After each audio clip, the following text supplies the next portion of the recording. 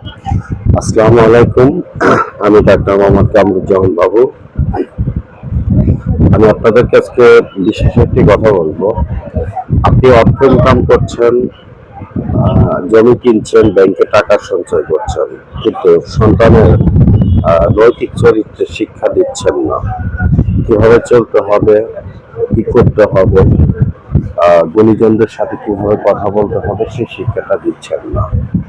আপনার আপনার অতিরিক্ত টাকা থাকার কারণে আপনার সন্তান আরো খারাপ হচ্ছে, বড়দের সম্মান করতে শিখছে না।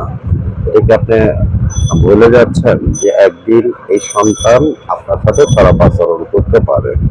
অতএব ব্যাংকে যে সঞ্চয় করছেন, জমি কিনছেন, এগুলো সন্তানের জন্য, তাহলে আচরণ এগুলো কেন সন্তানের জন্য সঞ্চয় করছেন না? এগুলো অবশ্যই আপনাদের করা উচিত। ধন্যবাদ।